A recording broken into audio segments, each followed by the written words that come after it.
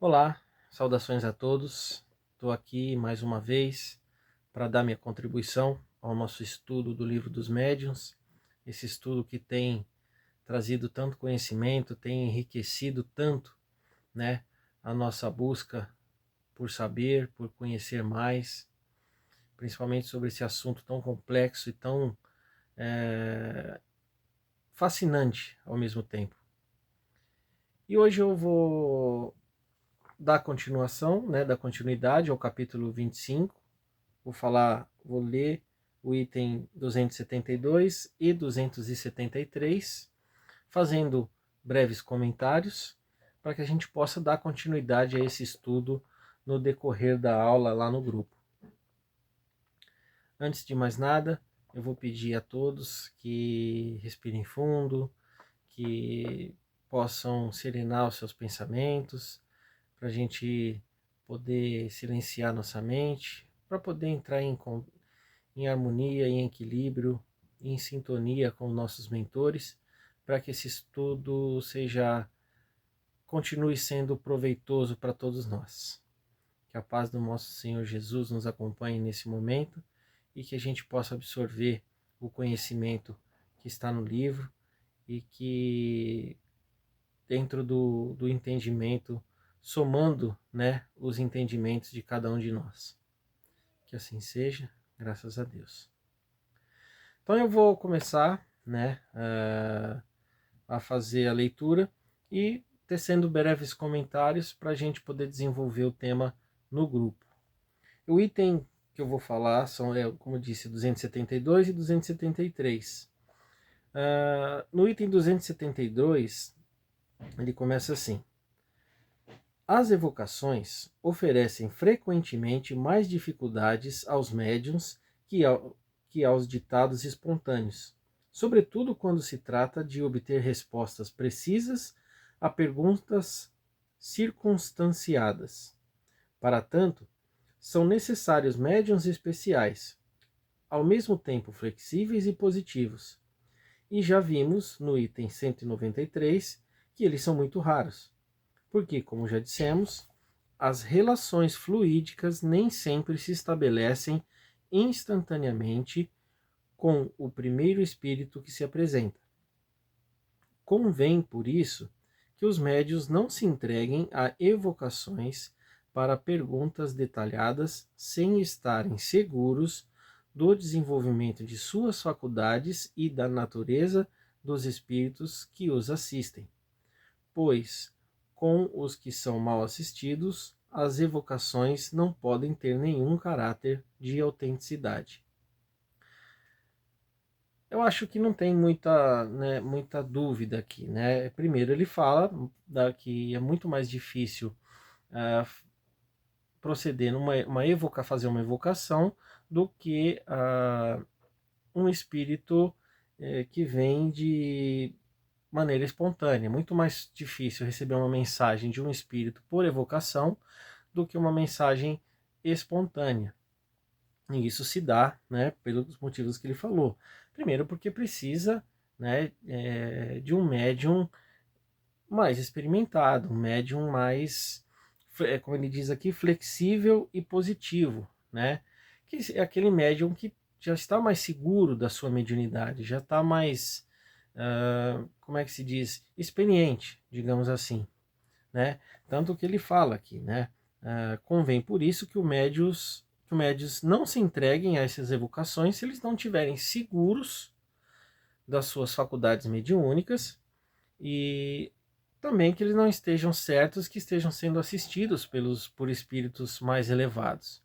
Ou seja, é necessário, né, a seriedade das evocações, ela começa na segurança do médium. O médium não pode sem que esteja seguro das suas potencialidades, o médium não pode ceder, né, se entregar para essas evocações, principalmente com perguntas mais detalhadas, mais circunstanciadas, sem que ele tenha certeza, né? Esteja seguro dele e do ambiente espiritual que o cerca.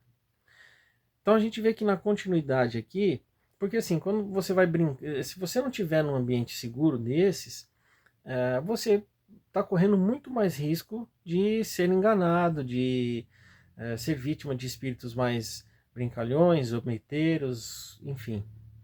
E ele continua no item 273, dizendo assim: os médiuns são geralmente mais procurados para evocações de interesse privado do que para evocações de interesse geral. Isso se explica pelo desejo muito natural de conversar com os entes queridos. Cremos dever dizer sobre este assunto diversas recomendações importantes aos médiuns. Então, assim, ele já mostra, né, que os médiuns são procurados. Os médiuns são procurados para assuntos pessoais, para assuntos privados. Por exemplo, para quem quer conversar com um ente querido, com um ente que partiu, né? É a mesma coisa as psicografias no centro, né? Geralmente são mais de teor particular. Então, por isso se dão as evocações. E não para interesse geral, como, por exemplo, o estudo, como Kardec fez, né? Como se faz em alguns grupos de estudos mediúnicos, enfim. Então é muito mais comum, né, o médium ser solicitado para fazer evocações particulares, né, privadas, como diz. E ele fala que existem algumas recomendações importantes. Então ele diz aqui: primeiro, a de não ascenderem a esse desejo senão com reserva, no tocante a pessoas de cuja sinceridade não estejam suficientemente seguros, e de se manterem vigilantes contra armadilhas que pessoas malfazejas lhe podem preparar. Veja, quando se aceita, né, uma solicitação, quando uma pessoa chega no médium e pede uma mensagem de um ente querido, o médium tem que saber se essa pessoa está preparada para ouvir a mensagem, se essa pessoa não está apenas curiosa ou está escolhendo um ente querido que partiu só para fazer um teste, e também está vigilante para ver se ele não está sendo testado, né? Se alguém não está inventando um parente para que você possa fazer isso, né? Então ele tem que estar seguro tanto da sua condição, da condição espiritual que o envolve, mas também da condição do solicitante, né?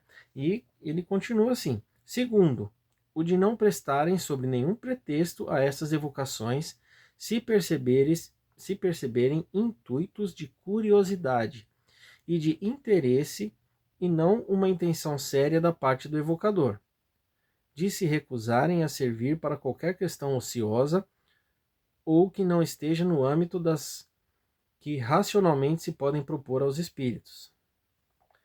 Então, olha, a seriedade deve ser muito bem analisada, né? Essas evocações devem ser feitas com seriedade. Então ele fala, não pode ser, se a gente percebe que é uma pessoa curiosa, não pode ser feito, não se pode permitir, né? Como ele fala aqui, não se pode,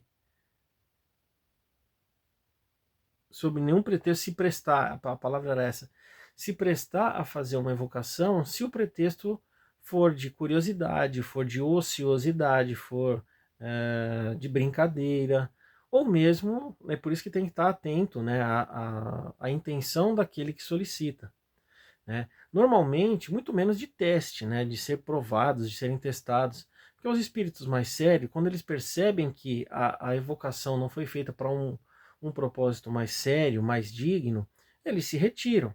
Se retirando, eles dão lugar a espíritos menos bem intencionados, que vão fazer brincadeiras, que vão fazer enganações, enfim, que vão causar uma série de problemas. Então Kardec aqui dá uma série de recomendações, né, no momento de se fazer uma evocação, para que não se caia, né, em armadilhas, para que não se caia em problemas que podem, inclusive, né, servir de arma para os adversários do espiritismo. Continuando. As perguntas devem ser feitas com clareza, nitidez e sem segundas intenções, para se obterem as respostas positivas. É necessário repelir as que tiverem o caráter insidioso, pois os espíritos não gostam das que têm por fim submetê-los à prova. Insistir em perguntas dessa natureza é o mesmo que querer ser enganado, é o que a gente acabou de falar. O evocador deve dirigir-se franca e abertamente ao alvo, sem subterfúgios e rodeios inúteis. Se ele teme explicar-se, é melhor que se abstenha. Mais uma vez, Kardec diz: na dúvida, se abstenha. Né? Mais uma vez a gente vai ouvir: é melhor repelir 10 verdades do que aceitar uma mentira. Então, Kardec ele nos direciona a ser extremamente cauteloso no momento das evocações. E o último parágrafo. É também conveniente, só com muita prudência, fazer evocações na ausência das pessoas que as pedem, e no mais das vezes é o mesmo preferível não fazê-las, porque somente essas pessoas estão aptas a controlar as respostas, a julgar a identidade do espírito, a provocar os esclarecimentos que as respostas suscitarem e fazer as perguntas ocasionais que as circunstâncias podem levar.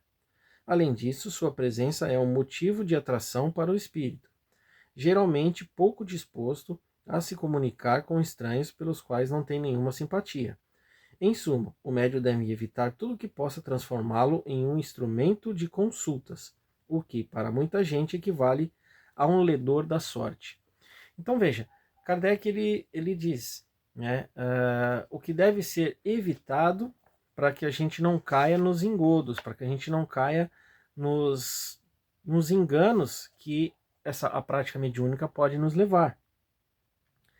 Então ele diz aqui, né, que ele precisa ser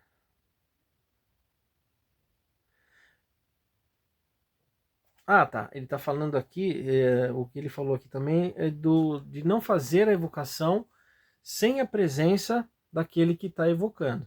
O que é diferente de pessoas que vão pedir uma carta, uma psicografia, né, sobre de um ente querido, apenas notícia, né?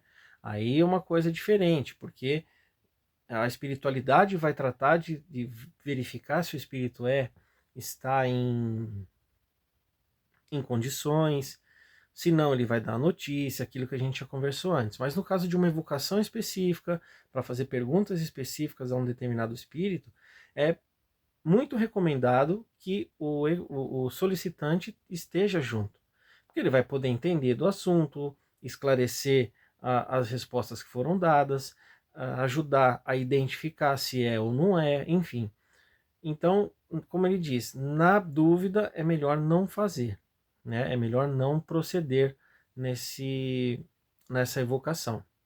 Então Kardec ele nos dá uma série, ele continua nos dando, né, uma série de passos para que a gente possa estabelecer um bom trabalho nesse campo que é o da evocação, que é um campo muito perigoso, né? Chico dizia que o telefone só toca, né, de lá para cá. Mas a gente pode fazer a evocação, como a gente já falou no grupo. No entanto, a gente precisa seguir os passos que Kardec nos está apontando.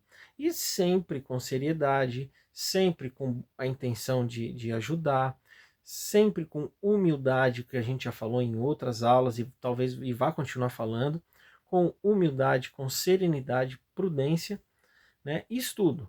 Né? Estudo do livro dos médiuns, do livro dos espíritos, do Evangelho segundo o Espiritismo, estudo de nós mesmos, autoconhecimento, que o autoconhecimento permite que nós sejamos mais alerta aos enganos que a gente possa estar cometendo e que as pessoas venham a cometer com a gente. O autoconhecimento, o conhecimento, ele se dá até nas leituras, na nossa inspiração e na nossa em saber que nós estamos todos em processo de evolução, né? Somos ainda incompletos, então a gente tem que aceitar isso dentro de nós, buscar esse autoconhecimento, buscar o que nos falta, né? Exaltar o que a gente já tem de de qualidades, né? E manter os estudos, manter a boa seriedade, né? E é essa mensagem dos 2 itens que eu tinha para passar hoje. Vamos dar continuidade agora no grupo. Espero que eu tenha sido um pouco claro, mas se eu não for, vou contar com a ajuda de todos, porque somos juntos que a gente vai conseguir fazer com que essa leitura, com que esse assunto, que é tão complexo, que é tão difícil, se encaixe na nossa mente, no nosso coração e reverbere nas nossas atitudes. Muito obrigado, que Deus abençoe e até logo.